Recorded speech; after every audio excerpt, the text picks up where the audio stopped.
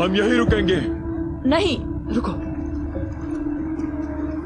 हम यहाँ नहीं रुक सकते, कितनी गंदी जगह है। पर शहजादी, सर्दियां आने वाली हैं। हम एक जगह नहीं रुके तो और ठोकरें खानी पड़ेगी। ठंड हमारी जान ले सकती है।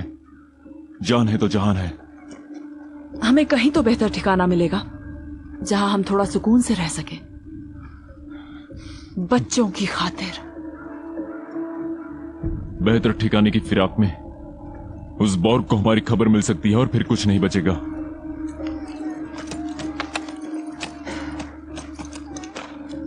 ये सिर्फ बुरा वक्त है, यकीन मानो बहुत जल्दी गुजर जाएगा।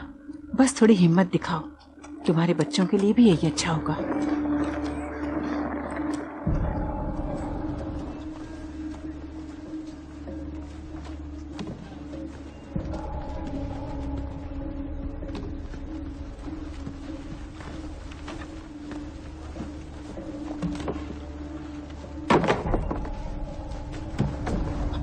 काटिगच के लोगों, मैं हूं यटुलैंड का बादशाह बॉर्ग और अब से आपका भी।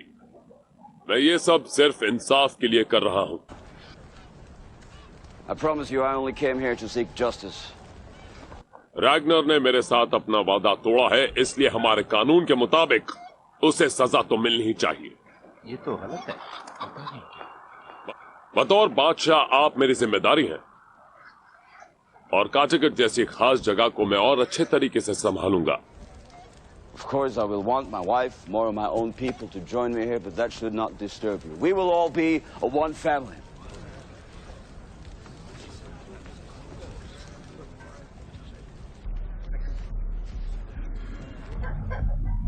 मेरे खिलाफ बगावत बख्शी नहीं जाएगी और जो भी फैसला मैं लूंगा वो आखिरी होगा। जो भी रैग्नर की बीवी और उसके बच्चों की खबर देगा और बताएगा उसका कायर भाई कहां है, उसे उसके वजन जितना सोना और चांदी दी जाएगी। आपसे रैग्नर का जिक्र करना भी गुनाह होगा। हमारे लिए उसकी हस्ती हमेशा के लिए मिट चुकी है।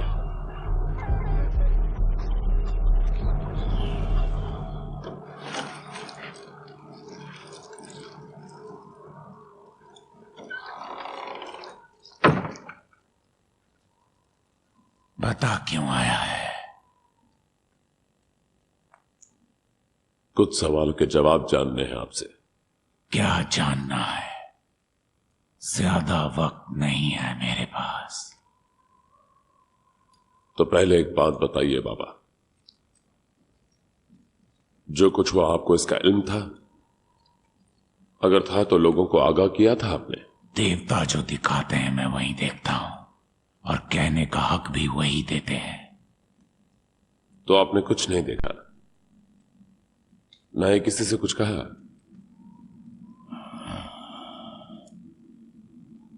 और क्या पूछना है तुझे?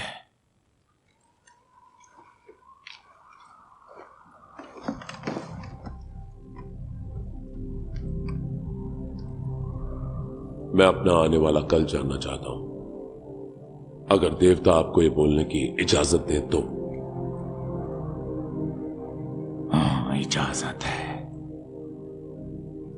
मुझे एक बाज दिख रहा है जो मंडरा रहा है तेरे ऊपर, पर साथ ही तू खुद भी एक बाज ही है। बाज दिखना तो अच्छा है, पुरानी कहानियों में भी इसे शुभ माना गया है। बाज तो खुले आसमान का पंछी है, मतलब देवता मेहरबान है मुझ पर। सही समझ रहा हूं ना बाबा? बाज ही दिख रहा है मुझे। यही बाज तेरी किस्मत है बादशाह बॉर्ग।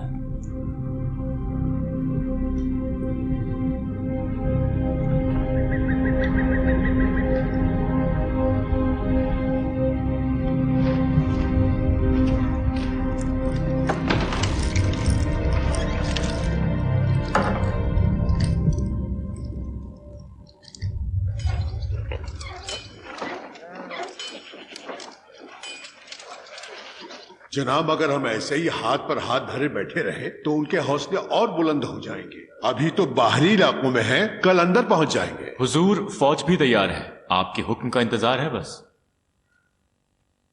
उन्होंने समझौते की बात कही है ना, तो ठीक है, बात कर लेते हैं। उन पे कैसे यकीन किया जा सकता है? बिल्कुल जल्लाद हैं ये लोग। ऐसों का क्या ईमान जो इबादत की जगह तक नहीं छोड़। यकीन तो नहीं कर सकते, इसीलिए हम दोनों तरफ से एक एक शख्स बंदी बनाकर रखेंगे। हम अपनी तरफ से किसे वहां भेजेंगे? उन जंगलियों के पास? हमारे बेटे एथल वुल्फ को। पिताजी, क्योंकि तुम ही हमारे लिए सबसे ज्यादा कीमती हो बेटे, पर तुम्हें तब तक उनके हवाले नहीं किया जाएगा जब तक उनकी तरफ से इतना ही कीमती शख्स हमें नहीं सौंपा जाता। ये सौदा गवारों से है हुजूर, उनके लिए किसी की जान कोई मायने नहीं रखती। पर हमें तो ऐसा नहीं लगता। हम तहजीबदार ईसाई हैं, पर कुछ साल पहले तक तो हम भी जंगली ही थे। और उस दौर के बारे में सोचो, क्या तब हमें अपने परिवार की फिक्र नहीं थी, अपने बच्चों की? एक और बात सुन लो बेटे, अगर तुम्हारी मर्जी नहीं होगी तो हम तुम्हारे साथ जबरदस्ती नहीं करेंगे। पिताजी, कैसी बातें कर रहे हैं आप? मैं आपकी अमानत हूं, आपका हर फैसला मंजूर। इसे कहते हैं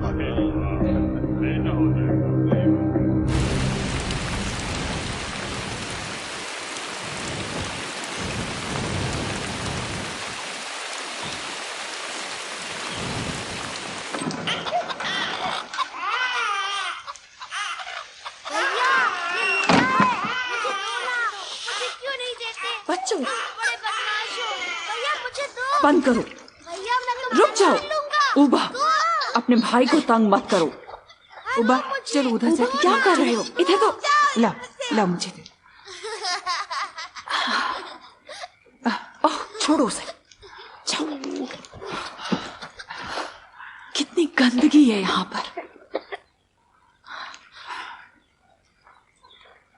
पर सुरक्षित तो है ना, तुम्हारे लिए और तुम्हारे बच्चों के लिए भी। सुरक्षित?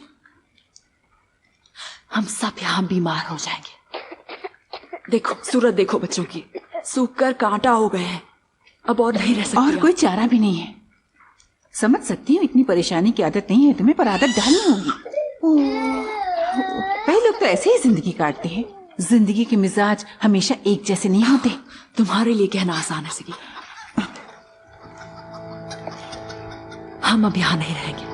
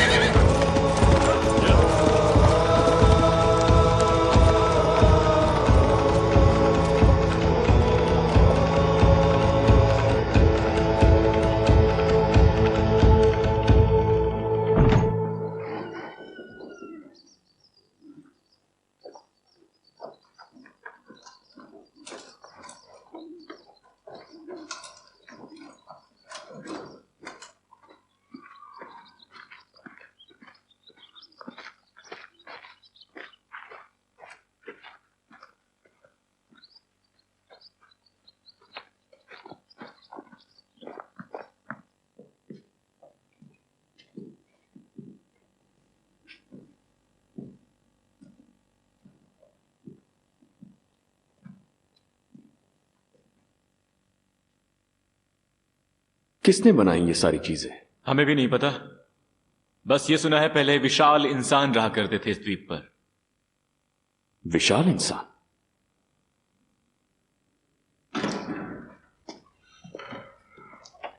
हुजूर, ये उनके सरदार हैं, रैग्नर लॉथब्रुक।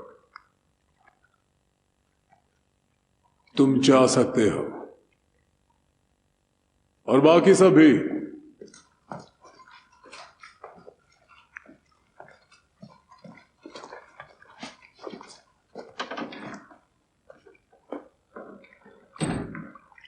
हमारे साथ शरीक हो जाओ रैग्नर लॉथब्रुक, हमारे शाही गुसलखाने में।